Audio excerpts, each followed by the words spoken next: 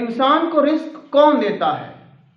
ہمارے معاشرے میں عام ہے کہ فلاں نے فلاں کا کاروبار بند کر دیا، فلاں نے فلاں کا رزق بند کر دیا، فلاں فلاں کا رزق کھول دیتا ہے۔ تو اللہ رب العزت نے فرمایا کہ کوئی بندہ کسی بندے کا رزق بند نہیں کر سکتا، کوئی بندہ کسی بندے کا رزق کھول نہیں سکتا۔ یہ ذمہ داری اللہ رب العزت نے کسی نبی کو بھی نہیں دی۔ قرآن مجید سے پوچھتے ہیں کہ رزق کون دیتا ہے، رزق بند کون کرتا ہے؟ تو اللہ رب العزت قرآن مجید میں ارشاد فرماتے ہیں وَمَا مِن دَابَّةٍ فِي الْأَرْضِ إِلَّا عَلَى اللَّهِ رِزْقُهَا وَيَعْلَمُ مُسْتَقَرَّهَا وَمُسْتَوْدَعَهَا۔ اللہ رب العزت فرماتے ہیں کہ کائنات میں جتنے بھی جاندار ہیں ان سب کا رزق اللہ کے ذمہ ہے۔ اور آگے اللہ رب العزت فرماتے ہیں کہ رزق بھی میرے ذمہ ہے اور جس جگہ پر اس نے رہنا ہے وہ بھی اللہ کا ذمہ ہے، اور جس جگہ پر وہ فوت ہونے کے بعد دفنایا جائے گا وہ جگہ بھی اللہ کے ذمہ ہے۔ انسان کو جب بنایا جا رہا تھا تو سب سے اہم بات جو تھی کہ انسان رہے گا کہاں پر، انسان کھائے گا کہاں سے، تو اللہ رب العزت نے یہ بڑی اہم ذمہ داری جو تھی یا کسی کے سپرد نہیں کی، نہ کسی نبی کے نہ کسی عام انسان کے۔ اللہ رب العزت نے یہ ذمہ داری خود اٹھائی اور فرمایا کہ جتنے بھی جاندار ہیں سب کے رزق کا ذمہ اللہ کی ذات اٹھاتی ہے۔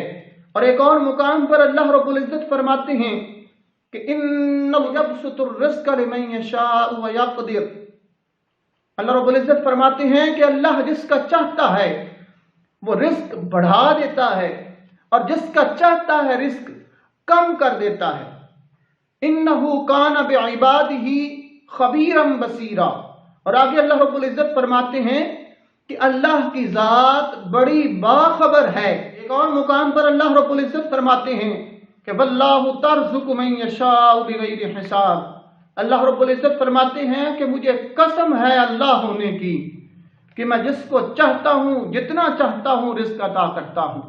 جب بندے کا یہ ایمان ہو جاتا ہے، یہ عقیدہ ہو جاتا ہے کہ رزق کا ذمہ اللہ کی ذات کا ہے اور اللہ ہی رزق دینے والا ہے اور کسی بندے کی اوقات نہیں ہے کہ کسی کا رزق کھول سکے یا کسی کا رزق بند کر سکے، جب اللہ پر ایمان پختہ ہو جاتا ہے تو پھر اللہ رب العزت فرماتے ہیں وَيَرْزُقْهُ مِنْ حَيْثُ لَا يَحْتَسِبُ۔ پھر اللہ کی ذات اس کو ایسے مقام سے رزق دیتے ہیں کہ جہاں سے اس کا گمان بھی نہیں ہوتا۔ وَمَن يَتَوَكَّلْ عَلَى اللَّهِ فَهُوَ حَسْبُهُ۔ اللہ رب العزت فرماتے ہیں کہ جو اللہ پر توکل کر لیتا ہے، جو اللہ پر یقین کر لیتا ہے تو پھر اللہ اس کے لیے کافی ہو جاتا ہے۔ تو ہمیں در بدر ٹھوکریں کھانے کی بجائے اللہ کے حضور جھکنا چاہیے، اللہ سے مانگنا چاہیے، کیونکہ رزق دینے والا بھی اللہ ہے اور رزق کو تنگ کرنے والی ذات جو ہے وہ بھی اللہ کی ہے۔